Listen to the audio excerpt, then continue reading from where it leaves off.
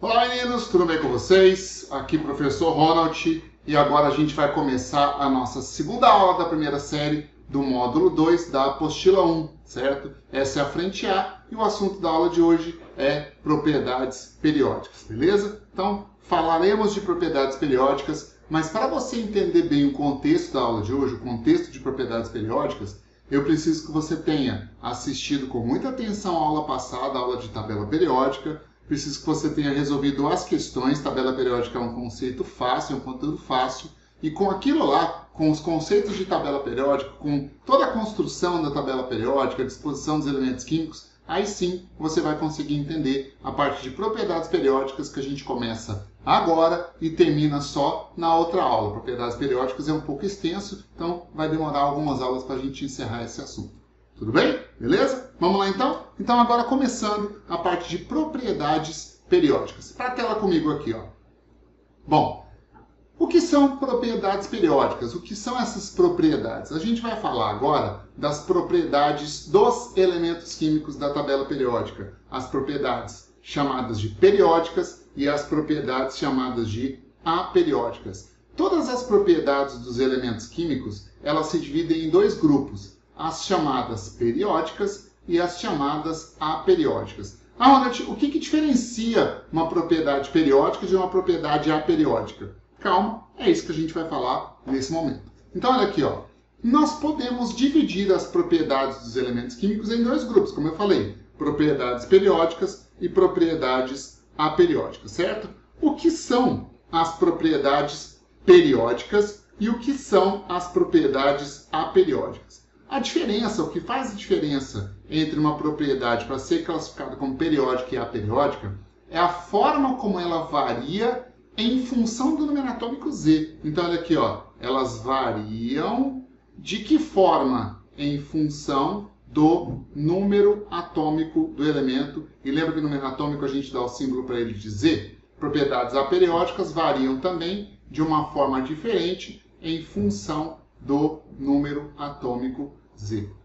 Um conselho que eu falo para você é o seguinte: anote com muita atenção o que você está vendo a partir de agora nos slides, como se você estivesse em sala de aula. Essa aula é igual à da sala de aula. Até vou te falar mais, ela é mais elaborada porque aqui a gente tem mais recursos do que na aula em sala de aula. Vamos lá então? Ó, uma propriedade periódica, ela varia, ó, elas variam periodicamente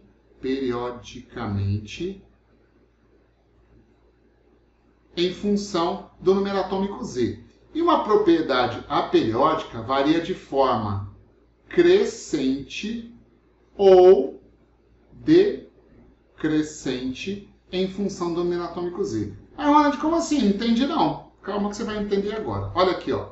Para você ter uma ideia, aqui eu tenho um gráfico que vai relacionar no eixo Y a propriedade do elemento químico e no eixo X o número atômico do elemento químico, o número atômico Z, tá? O sentido da palavra periódico é uma propriedade que varia em função do número atômico, sempre assim, ó, oscilando, ó, dessa forma, né? Ou seja, se a gente marcar aqui alguns pontos, ó, vou marcar alguns pontos, esse ponto vai se chamar A, esse ponto vai se chamar B, aqui eu vou ter o ponto C, aqui eu vou ter o ponto D, aqui eu vou ter o ponto E e assim por diante. Ó, se nós marcarmos alguns pontos para fazer algumas análises nesse gráfico, você vai perceber o seguinte. Deixa eu mudar essa cor aqui. Ó. Você vai perceber o seguinte. De A até o ponto B, essa propriedade é crescente, certo? A mesma coisa acontece de C até o ponto D, a mesma coisa acontece de E até o ponto F, a mesma coisa aconteceria daqui até aqui. Então, nesses trechos que eu marquei de azul, a propriedade que estiver sendo marcada no eixo Y, ela é crescente. Mas observa esse outro trecho aqui, ó. Esse outro trecho aqui, esse outro trecho aqui, o que viria sucessivamente e assim por diante. Nesses trechos que eu marquei de verde clarinho, a propriedade é decrescente. Então, olha aqui para mim, ó.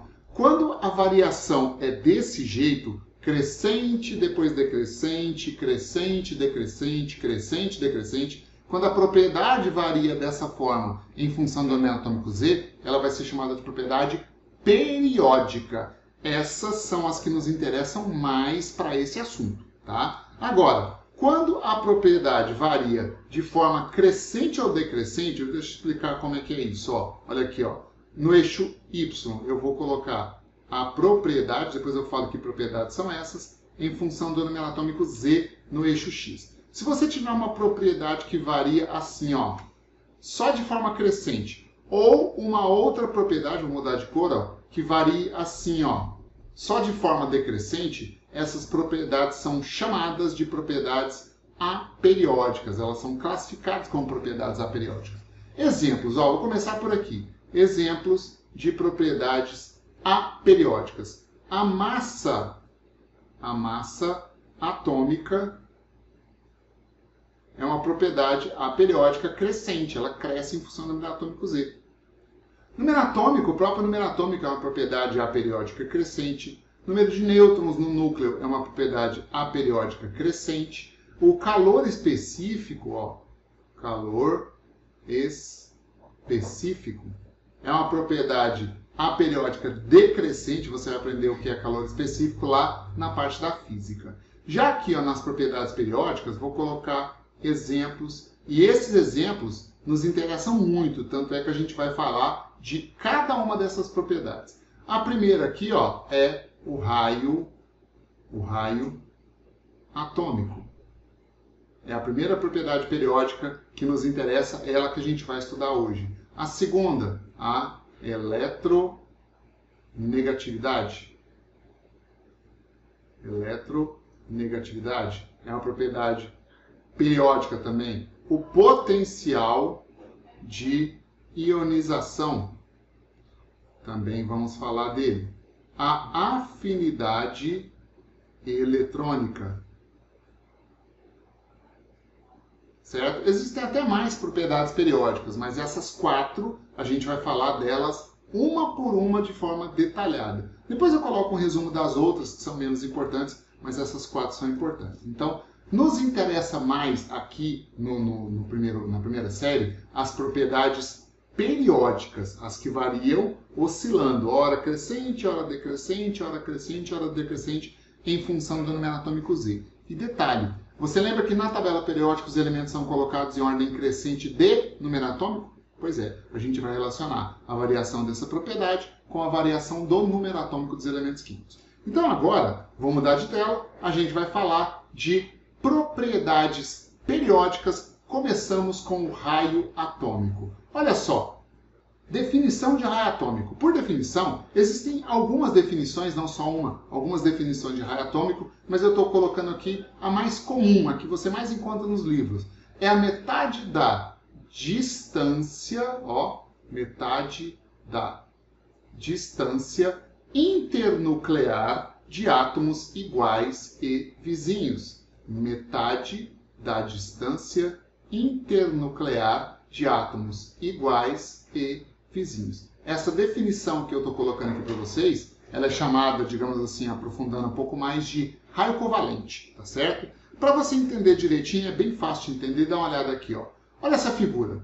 Essa figura está representando 2 átomos iguais e vizinhos. Esses átomos estão ligados através de uma ligação. Tá vendo aqui nessa região, ó? Nessa região, opa, peguei errado. Nessa região aqui, ó, as eletrosferas estão se fundindo. Ali os átomos estão ligados. Presta atenção, ó. Essa bolinha aqui é o núcleo de um átomo. Essa bolinha aqui é o núcleo de outro átomo. E a distância entre essas duas bolinhas está representada aqui em cima, ó, por essa distância da setinha dupla. Essa distância eu vou chamar de distância D, ok? Se D é a distância internuclear entre os dois núcleos, você concorda comigo que o raio é exatamente essa distância dividida por 2? Né? Metade da distância internuclear. Se eu pegar essa distância aqui, ó, e dividir por 2, esse tamanho indica metade da distância internuclear. Esse tamanho indica o raio atômico, certo? Então, se você observar essa definição aqui, ó, de raio atômico, tem tudo a ver com geometria. E na verdade a definição está baseada em geometria. Esse d, essa distância internuclear, equivale ao diâmetro, tá certo? Então, raio é metade do diâmetro. Se você sabe um pouquinho de geometria, você lembra disso, certo? Agora, importantíssimo, presta muita atenção agora no que eu vou falar. Quando a gente falar de raio atômico, presta atenção, a palavra ou o termo raio atômico, você vai associar com tamanho, ó, você vai associar com tamanho, porque o que a gente está fazendo agora é estudar o tamanho dos átomos. Raio, pensa numa esfera. Se a esfera é pequenininha, o raio é pequenininho. Se a esfera é grandona, o raio é grande. Então, o raio está diretamente relacionado com o tamanho do átomo. E entender sobre o tamanho dos átomos é extremamente importante. Por quê? Porque você vai perceber ao longo do curso que, na natureza, os átomos grandes se comportam de uma forma e os átomos pequenos se comportam de forma normalmente oposta. Então, o tamanho dos átomos é importante para você entender o comportamento desses átomos, beleza? Agora, sobre as propriedades periódicas, a gente vai ver 4 com detalhes. O que é importante de verdade você saber? 2 coisas. Primeiro, definição. O que é a propriedade? Igual aqui, raio atômico. O que é raio atômico? Metade da distância internuclear, ou seja, tamanho. Raio atômico quer dizer tamanho dos átomos. E o segundo item que é importante você saber é como essa propriedade varia na tabela periódica. Por isso que eu coloquei aqui, ó, variação na tabela periódica. Estou colocando aqui uma tabela periódica para a gente usar de exemplo, né? E vamos fazer o seguinte, para você entender, primeiro você analisa propriedades periódicas nas famílias, depois nos períodos. Primeiro nas famílias, depois nos períodos. Então vamos pegar, por exemplo, 2 elementos da mesma família. Sei lá, vamos pegar aqui, ó. Vou pegar esse elemento aqui e esse elemento aqui. Sem preocupar que elemento é esse. Olha só, esse elemento aqui que eu estou chamando de A e esse elemento aqui que eu estou chamando de B estão na mesma família, nesse caso família 14, né? Mas se você observar, o elemento A está no primeiro, segundo e terceiro. Ele está localizado no terceiro período da tabela periódica. O elemento B está localizado aqui, ó, primeiro, segundo, terceiro, quarto, quinto, sexto período da tabela periódica. Você lembra que o período onde o elemento da tabela periódica te dá uma informação importante sobre aquele elemento químico? Qual? O número de camadas. O elemento A, ele é assim, ó, vou colocar aqui no rascunho, ó. O elemento que nós chamamos de A, ele é assim. Está aqui o núcleo dele, tem uma camada, 2 camadas, 3 camadas. Já o elemento B, ó, B, está aqui, ó, núcleo dele, uma camada, 2 camadas, 3 camadas, 4 camadas, 5 camadas, 6 camadas, até porque ele está no sexto período. Lembra que a distância entre núcleo e última camada é o que nós chamamos de raio? Ora, então olha aqui, ó, aqui está o raio do elemento B. Então fica muito claro para você que o elemento A tem menor raio e o elemento B apresenta maior raio. Então, analisa comigo na tabela periódica. Ó. Quanto mais para cima o elemento tiver na tabela periódica, quanto mais na parte superior, menos camadas ele tem. Conforme os elementos vão sendo localizados na parte inferior da tabela periódica, mais camadas eles vão ter. E maiores vão ficando esses átomos. Portanto, quando você analisa a variação dos elementos químicos, do raio atômico deles, na tabela periódica, olha aqui, ó, nas famílias, essa propriedade varia como? Ela aumenta de cima para baixo, né? Então, claro, porque quanto mais para baixo o elemento tiver, mais camadas ele tem, maior vai ser o raio, maior é o tamanho desse átomo, certo? Isso é até fácil de entender. Agora, como seria a variação do raio atômico nos períodos? Então, se você pegar 2 elementos que estão na mesma linha, no mesmo período da tabela periódica, como varia esse raio atômico? Vamos ver. Aqui, ó. Como exemplo, eu vou pegar esse elemento aqui, vou pegar esse, ó. Esse elemento aqui, que eu vou chamar de elemento C, e vou pegar um do mesmo período, esse elemento aqui, que eu vou chamar de elemento D. Veja que o elemento C e o elemento D estão localizados no 5º período, ou seja, ambos têm 5 camadas. Então, imagina só, aqui está o elemento C, aqui está o núcleo dele, Uma, duas, três, quatro, 5 camadas. Aqui está o elemento D. Núcleo dele, uma, duas, três, quatro, 5 camadas, certo? O que acontece, pessoal? Como eles têm o mesmo número de camadas, pelo menos inicialmente, não é errado você pensar que esses dois elementos químicos apresentem raios atômicos muito parecidos, ó. O raio e o raio deles, pelo menos a priori, dá para a gente pensar que eles têm um tamanho muito próximo. Mas na verdade não é, e eu vou te explicar o porquê agora. Presta atenção. Para você entender isso, você vai ter que lembrar o seguinte. Os elementos estão dispostos na tabela periódica em ordem crescente de número atômico Z. Basta você dar uma olhada, acompanha o cursor comigo aqui, ó. 39, 40, 41, 42, 43, 44, ou seja, você tem, nesse sentido, o aumento do número atômico dos elementos da tabela periódica. Então, olha só, o elemento C está aqui na família 2A. Esse elemento C, vou apagar ele aqui para a gente ver quem é, para ver o número atômico dele. Ó. O número atômico dele é 38. Então, se você observar, o elemento C tem aqui no seu núcleo 38 cargas positivas. Já o elemento D, deixa eu apagar ele também para a gente enxergar lá, porque eu não estou vendo. Aqui, ó, 53. O elemento D tem aqui no seu núcleo 53 cargas positivas. Voltando, esse é o C, esse aqui é o elemento D. Então, o que acontece? Nós temos os dois átomos com quantidades diferentes de prótons no núcleo. Qual a importância disso? Pensa aqui, ó, num elétron que está localizado, ó, um elétron, e aqui também um elétron, que está localizado lá na última camada. Por que eu estou falando da última camada? Você vai entender daqui a pouco. Olha o que acontece. Vou colocar um verdinho aqui. Como no núcleo desse átomo eu tenho 38 prótons que são cargas positivas, e o elétron que está lá na última camada tem carga negativa, entre esse elétron e o núcleo existe uma força de atração. A mesma coisa acontece aqui, ó. Nós temos aqui 53 prótons no núcleo que são cargas positivas. E lá na eletrosfera eu tenho os elétrons que são negativos. Cargas opostas, força de atração. Então lembra que existe aqui, ó, também uma força de atração que puxa, o núcleo puxa os elétrons da última camada para próximo dele. Essa força de atração tem até nome, ela chama carga nuclear efetiva. A gente representa ela assim, ó, Z efetivo.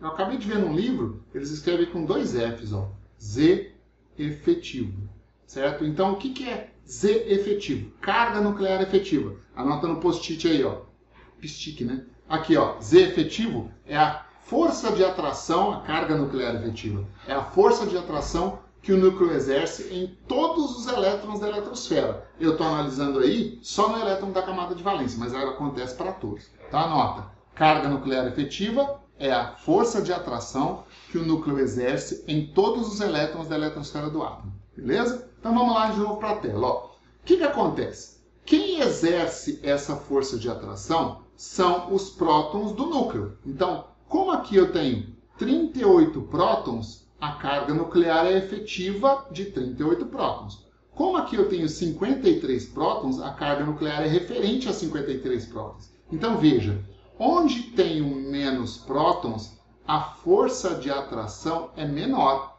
Onde eu tenho mais prótons, a força de atração é maior. Que força de atração? A carga nuclear efetiva, que é a atração que o núcleo exerce nos elétrons da última camada.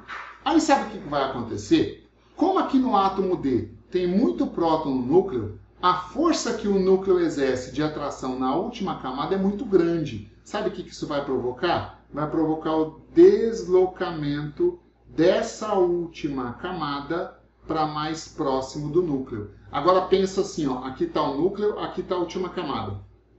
Se a última camada está sendo deslocada para próximo do núcleo, concorda que o átomo tende a diminuir? E se ele diminuir, o seu raio fica menor. Então, aqui, ó, no átomo D, analisa comigo. Lembra que os dois estão no mesmo período, C e D, né? No átomo D, nós temos maior número de prótons no núcleo, maior carga nuclear efetiva e menor raio. Já no átomo C, nós temos menor. Número de prótons no núcleo, menor. Carga nuclear efetiva e temos maior raio. Portanto, olha só, quando nós tivermos dois átomos localizados dentro do mesmo período, cuidado que isso que eu estou falando agora só vale para átomos localizados no mesmo período, tá? Se os átomos estão no mesmo período, quem tem menos próton no núcleo é maior, tem maior tamanho, né? E quem tem mais prótons no núcleo é menor, ok? Então, dentro do mesmo período, se você observar aqui, ó, raio e número atômico variam de forma inversa. Ora, se o número atômico aumenta para a direita, significa que o raio atômico vai aumentar para a esquerda. Então, esse é o sentido de aumento do raio atômico na tabela periódica. O raio atômico aumenta de cima para baixo e da esquerda para a direita. Beleza? Tanto é verdade, olha essa figura que eu vou mostrar para vocês aqui agora. Ó, dá uma olhada. Falando ainda de raio atômico. Olha aqui, ó. De cima para baixo, nas famílias, pode perceber que o raio atômico está aumentando sempre de cima para baixo. Ó. Sempre de cima para baixo, você tem um aumento do número de camadas. E como aumenta o número de camadas, também provoca aumento do raio atômico. Agora, quando elementos estão dentro do mesmo período, ó, quanto mais para a esquerda tiver elemento químico, ó, maior é o seu tamanho. Quanto mais para a esquerda tiver elemento químico, maior será o seu tamanho. É por isso que na tabela periódica, aonde ficam os átomos maiores ficam nessa região da tabela periódica aqui, ó. É o Césio, é o França, é o Bar, é o Rádio, porque esse pedaço de tabela não está completo. Onde ficam os átomos menores, além do hidrogênio claro, os átomos menores ficam nessa região aqui da tabela periódica, lá na diagonal oposta dos átomos maiores, beleza? Então é assim que varia o raio atômico na tabela periódica. Então, quando você quiser comparar o tamanho de átomos na tabela periódica, basta você observar. Quem tiver mais para baixo, mais para a esquerda, é maior. Quem tiver ao contrário, é menor. Beleza? Agora a gente vai falar de um assunto importante porque é pré-requisito porque vem para frente. Vou falar de carga nuclear efetiva e efeito de blindagem. Dá uma olhada aqui, ó. Carga nuclear efetiva é a carga elétrica sofrida por um elétron, ó, por um elétron em um átomo polieletrônico com vários elétrons, né? E efeito de blindagem é a repulsão que os elétrons internos exercem nos elétrons mais externos. Calma que a gente vai entender esses dois conceitos aqui, ó, com muita facilidade. Presta atenção. Para você entender o que é carga nuclear efetiva, inclusive você lembra que eu falei de carga nuclear efetiva na tela passada? É aquele ZEF? Pois é, aquele ZEF é a carga nuclear efetiva. Para você entender, vamos pensar aqui, ó, nesse desenho de átomo que eu estou colocando aqui para vocês. Nesse átomo, eu vou colocar aqui vários elétrons. Ó. Imagina que cada bolinha dessa daqui seja um elétron que esteja presente lá nas camadas eletrônicas do átomo. Vou colocar aqui vários elétrons, certo? E não se esqueça de uma coisa. Tudo que eu vou explicar para você aqui agora acontece para todos os elétrons da eletrosfera. Todos. Só que eu vou pegar um e explicar em cima desse um elétron como exemplo, tá certo? Mas acontece para todos os elétrons da eletrosfera. Qual vai ser o elétron que eu vou pegar como referência? Esse que eu estou pintando aqui de vermelho, ó. Esse vai ser o elétron, ó. Esse é o elétron que eu estou pegando como referência para explicar para você o que é carga nuclear efetiva e o que é efeito de blindagem. Vamos lá. Bom, você lembra a constituição do átomo? É o núcleo e as camadas eletrônicas. Você lembra o que tem no núcleo? Prótons e nêutrons. Então dá uma olhada aqui, ó. No núcleo desse átomo, eu vou representar este verde, ó. Eu tenho aqui os prótons, que são cargas positivas e representados pelo número atômico Z. Então lá no núcleo eu tenho carga elétrica positiva. Cada elétron da eletrosfera tem carga elétrica negativa. Então vamos analisar o seguinte, ó. Eu quero que você analise o que tem no núcleo e esse elétron que eu peguei como referência. Se o núcleo tem carga positiva e o elétron tem carga negativa, concorda que entre eles há uma força de atração? Pois é, eu vou colocar essa força de atração representada por esse vetor verde aqui, ó. E lembra que força é uma grandeza vetorial, né? Esse vetor verde representa a força de atração que o núcleo exerce na eletrosfera não, naquele elétron de referência, né? E a essa força de atração, presta atenção, nós vamos chamar de carga nuclear. Não tem a palavra efetiva ainda não. Então, essa forcinha verde que eu estou colocando aqui, ó, é a carga nuclear e eu estou representando ela de forma vetorial, beleza? Bom, o que acontece? O elétron vermelho, esse elétron aqui, ó, o elétron vermelho é atraído pelo núcleo do átomo devido à atração das cargas positivas. Só que nós esquecemos de uma coisa. Dá uma olhada aqui, ó. Olha essa parte que eu colori do átomo. Aqui nessa parte que eu colori do átomo, nós temos um monte de elétrons intermediários. Então aqui, ó, vou até mudar de cor aqui, ó, nessa parte interna aqui, ó, nós temos um monte de elétrons intermediários. E esses elétrons intermediários, ó, têm carga negativa. Portanto, o que esses elétrons intermediários fazem com esse elétron de referência, que é o que a gente está analisando? Negativo com negativo não dá força de repulsão? Então, o que vai acontecer agora é o seguinte: os elétrons intermediários empurram esse elétron azul, vermelho, que a gente pegou de referência aqui, ó, para fora, certo? Neutralizando ou diminuindo parte da atração que o núcleo exerceria naquele elétron de referência vermelho. Essa força de repulsão dos elétrons intermediários aqui, ó, ela tem nome. Ela é chamada efeito de blindagem. E efeito de blindagem a gente representa por S. Então dá uma olhada, ó. Efeito de blindagem é a repulsão que os elétrons internos, veja, esses elétrons são os internos, exercem nos elétrons mais externos. Claro, os elétrons que estão mais internos empurram os mais externos para fora por uma força de repulsão. Por que repulsão? Porque negativo por negativo dá repulsão, certo? Então, esse elétron aqui, ele está submetido a duas forças. Uma de atração, que se chama carga nuclear, e uma de repulsão, que se chama efeito de blindagem. Agora, a posição desse elétron em relação ao núcleo te dá o raio atômico. Lembra que raio é a distância, ó, entre o núcleo e a última camada? Então, esse tamanho aqui, ó, representa o raio do átomo. Agora, veja, se esse elétron vermelho for empurrado com mais força para fora, ele se afasta do núcleo e o átomo fica maior. Se esse elétron vermelho for empurrado para dentro com mais força, ele se aproxima do núcleo e o raio do átomo fica menor. Então, o tamanho do átomo depende da resultante dessas duas forças, da força de atração, que é chamada de carga nuclear, e da repulsão, que é chamada de efeito de blindagem.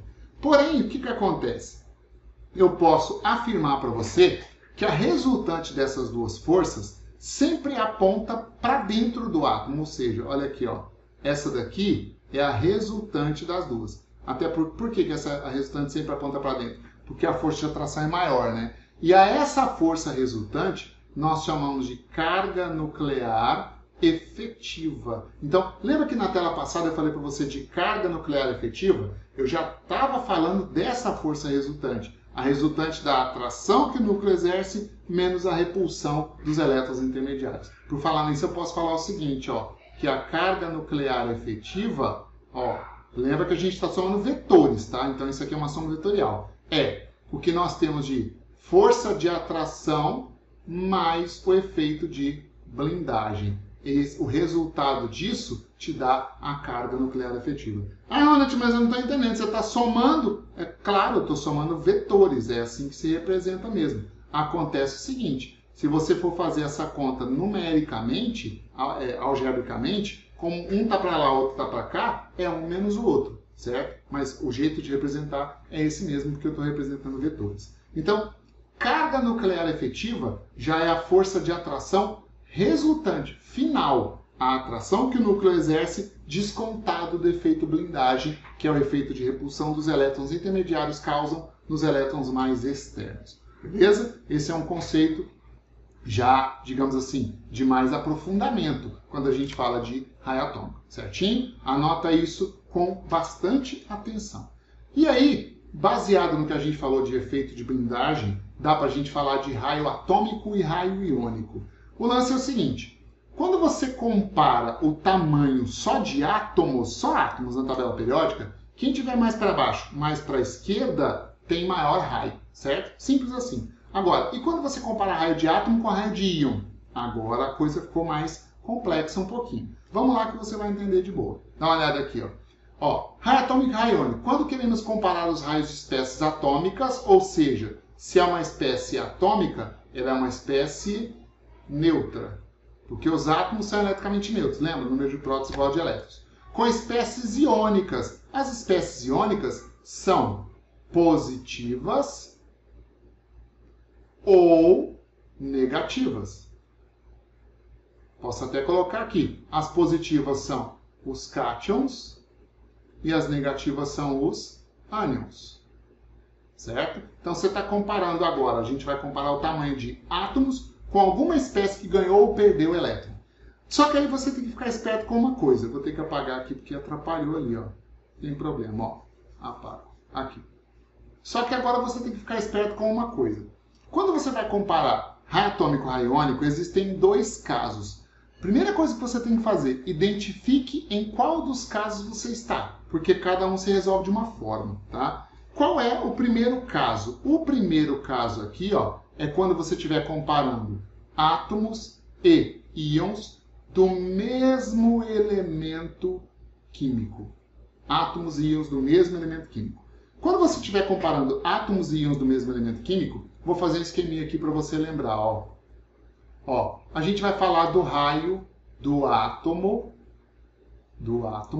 comparado com o seu próprio cátion ou o seu próprio ânion.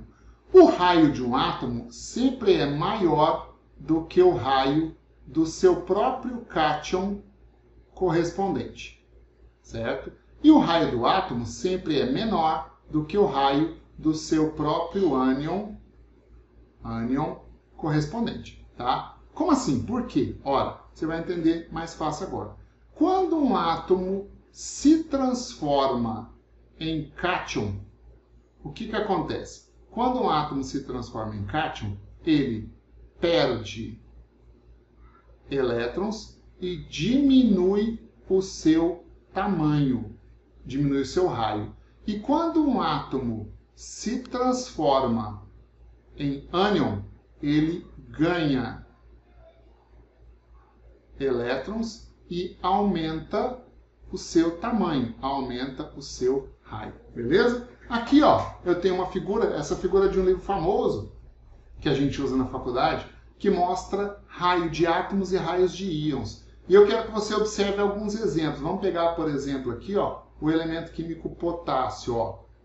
Veja, de branquinho aqui, eu tenho o raio, né, do átomo de potássio, K. Ele vale 1,96 angstroms. E aqui de rosa, eu tenho o raio do cátion, né, do cátion do elemento químico potássio, 1,33 angstroms. Veja que abaixou, certo? Quando o átomo se transformou em cátion, seu raio diminuiu, certo?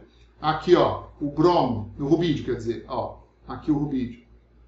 Veja, o rubídio, átomo de rubídio tem raio 2,11 angstroms. Quando ele perde elétron e vira cátion, 1,47. Cara, mas é claro, ele perde elétron, ele perde a última camada. Ele tinha 4 camadas, perdeu a última, ficou com 3. Fica menor mesmo, normal, né? Agora, observa outro aqui, ó. Vamos ver os ânions. Quando um átomo vira ânion, ele aumenta, né? Olha o cloreto, ó. Olha o cloreto. O cloreto tem um bom exemplo, ó. Quando o átomo de cloro, que tem raio 0,99 angstroms, se transforma no ânion cloreto, seu raio vai para 1,81 angstroms. Perceba que quase dobra, então a diferença não é tão pequena assim, né? Aqui, ó, vamos pegar o iodo, ó, o iodo. Quando o átomo de iodo, que tem raio 1,33 angstroms, se transforma no ânion iodeto, o raio dele aumenta para 2,20 Angstrom. Você vê que não aumenta pouco. Então, resumindo a história, quando um átomo se transforma em cátion, ele perde elétron e diminui o tamanho. Quando um átomo se transforma em ânion, ele ganha elétrons e aumenta o seu raio, aumenta o seu tamanho. Beleza? Bom, esse é o primeiro caso de estudo de raio atômico raiônico. Qual é o segundo caso? O segundo caso é quando você tem átomos e íons isoeletrônicos. Ronald, isoeletrônicos, isso significa o quê? Ora, aqui a gente está comparando átomos e íons com o mesmo número de elétrons. Isoeletrônico significa que tem o mesmo número de elétrons. Para a gente entender isso aí bonitinho, eu preciso de uma tabela periódica. Vou pegar a minha aqui, ó. Lembra da tabela periódica? Aqui, ó. Vou pegar a minha e eu vou pegar alguns átomos para a gente analisar. Deixa eu colocar aqui para eu pegar o número atômico dele, ó. Eu quero comparar, vou colocar assim, ó. Comparar os raios T. Vou colocar 3 espécies químicas, ó. Vou colocar o sulfeto S-2. Vou colocar o cálcio, cátion cálcio, cálcio mais 2. E vou colocar o argônio, o átomo neutro de argônio, ok? Para a gente conseguir comparar o raio, o tamanho dessas espécies químicas, primeira coisa, identifique em qual caso você está. Eles são do mesmo elemento químico? Não, não são. Então vamos ver se eles são isoeletrônicos. Como é que eu verifico se eles são isoeletrônicos? A gente precisa de uma tabela periódica. É bom que você pegue uma tabela periódica aí. Ó. O que eu preciso que você faça? Vá na sua tabela periódica e descobre o número atômico do enxofre. Quanto vale o número atômico do enxofre? O enxofre vale 16. Ó, o número atômico dele é 16. Quanto vale o número atômico do cálcio? Procura. Família 2A. Vale 20. Cálcio, 20. E quanto vale o número atômico do argônio, família dos gases nobres? Vale 18. Beleza? Então eu tenho o número atômico deles. Quantos elétrons cada um deles tem? Ora, tinha 16, ganhou 2, porque lembra que quando o íon é negativo ele ganha elétrons. Tinha 16, ganhou 2, ficou com 18 elétrons. O cálcio tinha 20, perdeu 2, porque carga positiva perde elétrons, ficou com 18 elétrons. O argônio é átomo neutro, então ele tem 18 elétrons, beleza? Então nós temos aí 2 íons e um átomo e eles são isoeletrônicos. Então agora eu estou no segundo caso, átomos e íons isoeletrônicos. Quando você compara o tamanho de átomos e íons isoeletrônicos, qual é o raciocínio? Presta muita atenção agora. Primeira pergunta que eu faço para você. Se eles são isoeletrônicos, eu posso falar que eles apresentam a mesma configuração eletrônica? Um S2, 2S2, 2P6? Posso. Então eu vou fazer o seguinte, ó. Entende isso aqui, ó. Aqui eu tenho o desenho do núcleo e as camadas eletrônicas dessas 3 espécies químicas, certo? Então, nós temos aqui uma quantidade total de 18 elétrons distribuídos na eletrosfera. E você lembra que o raio é a distância entre o núcleo e a última camada. E na última camada nós temos aqui os elétrons. Então, o tamanho do átomo vai depender da atração que o núcleo exerce nesses elétrons. Agora, importante, ó, mudar a cor aqui para você ver. Os elétrons intermediários são os mesmos e nas mesmas quantidades para todos eles, para o enxofre, para o cálcio, para o argônio. Até porque eles são isoeletrônicos, têm o mesmo número de elétrons. Então, a força que empurra para fora, qual é a força que empurra para fora? O efeito de blindagem, lembra? É o mesmo, é a mesma força. Porém, essas três espécies químicas aí, ó, apresentam no núcleo uma quantidade diferente de prótons. Então, a força de atração aqui, ó, ela é diferente para cada um deles. E como é que ela vai variar? Ora, quem tiver mais prótons no núcleo vai ter maior força de atração, que é aquela carga nuclear efetiva. Quanto maior a força de atração, mais puxa a última camada para próximo dele, menor vai ser o raio. Menor vai ser o raio. Então é assim que você vai raciocinar quando você estiver comparando átomos e íons quanto ao raio, quanto ao tamanho. Se forem isoeletrônicos, quem tem mais próton no núcleo é menor, quem tem menos próton no núcleo é maior. Portanto, para essas três espécies químicas, vou colocar em ordem crescente, ó, ordem crescente de raio. Primeiro, segundo, terceiro. Olha, quem vai ter maior raio? Quem tiver menos prótons no núcleo. Quem tem menos próton no núcleo? O sulfeto aqui, ó. Então, o S-2 é o que tem maior raio. Quem vai ter menor raio? Quem tem mais prótons no núcleo. Quem tem mais prótons no núcleo? O cálcio. Então, o cálcio mais 2 é o maior. E o argônio é o intermediário. Certo? Então, fica fácil de entender. Então, entenda isso. Quando você vai comparar raio de átomos e raio de íons, existem dois casos diferentes. Enxergue primeiro qual dos casos você está para depois tentar resolver o exercício. Beleza? Aqui, ó, eu tenho algumas questões que estão lá na sua trilha para você estudar e resolver. Eu vou pegar algumas delas, a gente resolve e aí você faz o resto. A questão número 2 diz o seguinte, ó. Ela fala assim, deixa eu apagar o risquinho que eu fiz aqui de acidente. Ó, as propriedades periódicas são função do número atômico do elemento e se repetem de maneira semelhante a cada período da tabela periódica. Marque a alternativa que representa a variação do raio atômico em função do número atômico Z para quem? Para os metais alcalinos. Opa, beleza. Você lembra quais são os metais alcalinos? Você vai precisar de uma tabela periódica para resolver isso aqui. Ó. Aqui eu trouxe a minha tabela periódica. Metais alcalinos são esses elementos aqui, ó. Ó, os elementos da família 1A. Tá. Você lembra como varia o raio atômico? Raio atômico, ele aumenta para baixo e ele aumenta para a esquerda. Ok? Então, olha só. Ele quer saber a variação do raio atômico em função de quem? Do número atômico Z. Então, veja, se eu quiser colocar no gráfico a variação do raio atômico em função do número atômico Z, ó, quais são os números atômicos dos elementos da família 1A?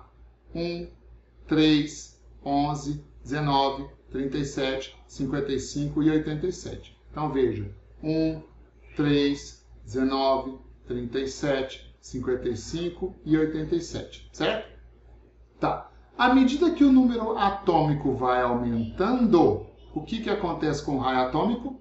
Vai aumentando também, porque aumenta o número de camadas. Então, se o número atômico aumenta, o raio atômico aumenta, você tem uma variação crescente. E variação crescente, ó, nós temos a letra A dessa questão. Uma questão pura e simples de interpretação. Interpretação de gráfico, interpretação de texto. Entendeu? Bora lá para a próxima questão. Aqui, ó. A próxima questão que eu vou resolver com vocês é a questão número 3 da sua trilha aí de exercícios. Ó.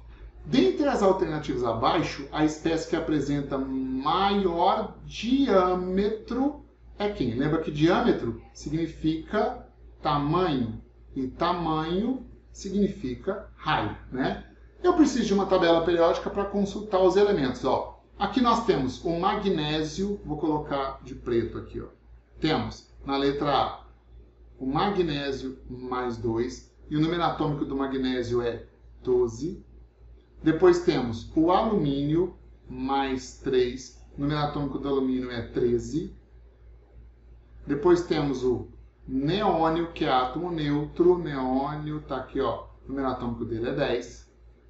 Depois temos o Na+, sódio, cátion sódio, está aqui, o número atômico dele é 11. E depois temos o fluoreto, F-. Está aqui, ó, o flúor tem número atômico 9. Então, o que a gente está fazendo aí? Comparando o tamanho de átomos e íons, raio atômico e raio iônico. São dois casos. Eles são do mesmo elemento químico?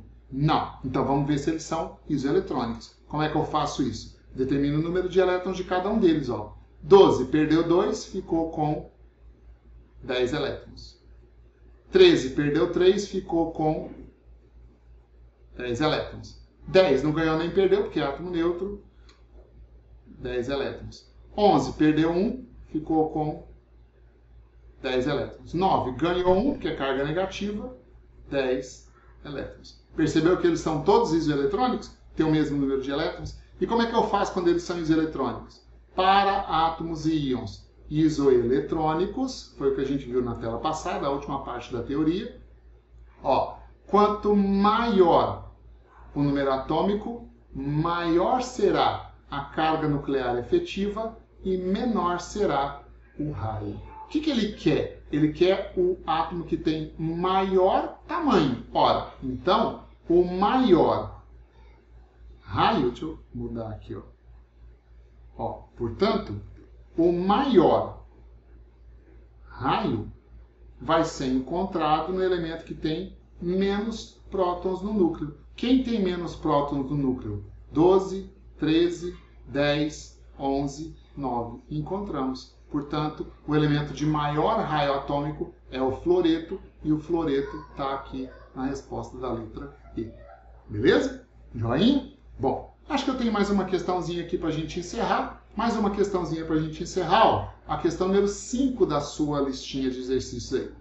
Para as espécies químicas brometo, rubídio, selênio, estrôncio e criptônio, a ordem crescente de carga nuclear e de raio são. Então ele falou sobre o brometo, depois o rubídio, Rb+, depois o selênio, Se-2, depois o criptônio, Kr neutro, né? O que ele quer saber? Ora, ele quer saber a ordem crescente de carga nuclear primeiro. Bom, nós precisamos de uma tabela periódica. Ordem crescente de carga nuclear, deixa eu te perguntar um negócio.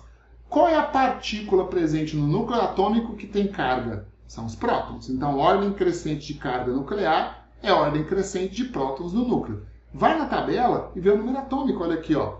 Número atômico do bromo, acompanha comigo aqui o cursor, ó. Bromo está aqui, ó. O número atômico dele é 35. Então, o número atômico do bromo, 35. Número atômico do rubídio. Rubídio está aqui, ó, na tabela periódica. O número atômico dele é 37. 37. Depois, número atômico do selênio. Peguei errado o cursor aqui, ó. Selênio. Selênio está aqui, ó. O número atômico dele é 34. Selênio, 34. E o criptônio é gás nobre. O criptônio está aqui, ó, 36, né? Então o número atômico dele é 36. A ordem crescente de carga nuclear é do menor para o maior. Então, peraí. Menor para o maior. Essa ordem vai ser a ordem de carga nuclear. Quem tem menos carga no núcleo? O selênio. Então, aqui vai ser o selênio, depois o brometo, depois o criptônio, depois o rubídio. Finalmente o Rb+. Então, começa no selênio e termina no rubídio. Ó, começa, aqui está errado, essa já está fora, aqui está errado, essa já está fora, aqui está errado, essa está fora. Começa no selênio e termina no rubídio, essa aqui está errada. Só com isso, você já marcou a letra A como resposta. Ó. Selênio, brometo, criptônio, rubídio. Isso. Ah, eu tinha esquecido. 1, 2, 3, 4, 5. Eu tinha esquecido desse, ó. Do estrôncio 2+. Vamos lá, ó. Estrôncio mais 2. Cadê o estrôncio? Estrôncio tá aqui, ó. Número atômico 38. Estrôncio é 38. 38 tem mais prótons no núcleo ainda, ó. Então ele tá aqui, ó. Estrôncio mais 2. Por isso que ele é o último aqui, ó. Beleza? Então, todo jeito a gente achava a resposta na letra A. Mas olha a segunda parte. Ele quer saber a segunda parte da pergunta, ordem crescente de raio, né? Ora, ordem crescente do raio. Então, vamos lá. São isoeletrônicos? 35 ganhou 1, 36 elétrons. 37 perdeu 1, 36 elétrons. 34 ganhou 2, 36 elétrons. 36 não ganhou nem perdeu.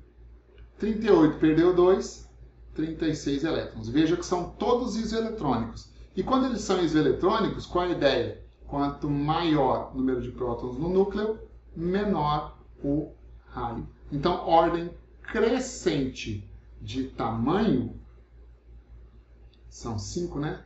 Aqui, ó. Ordem crescente de tamanho, eu vou começar pelo menor, que é o que tem mais prótons no núcleo. E aí a gente vai voltando, ó. Então, vai ser primeiro o estrôncio,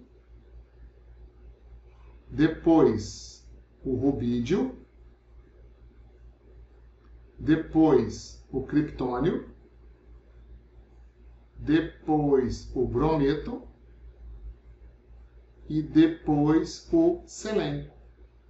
Então tá aqui, ó, estrôncio, rubídio, criptônio, brometo e selênio. Portanto, confirmando para essa questão, resposta letra A.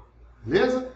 Meninos, espero que tenham gostado. Agora você tem uma lista, uma trilha para resolver. Eu coloquei lá um pouquinho de teoria, alguns bons exercícios na trilha para vocês. Coloquei um link de um artigo que eu achei da Química Nova na Escola. Todos os vestibulares, eles gostam muito de tirar exercícios dos artigos da Química Nova na Escola, que é um órgão oficial, tá? E, inclusive, eu coloquei o link para você puxar esse artigo depois. Então, espero que você estude. Na próxima aula, a gente vai falar das outras propriedades periódicas: potencial de ionização, afinidade eletrônica e eletronegatividade. Beleza? Então, abraço para vocês. Espero você na próxima aula. Tchau, tchau.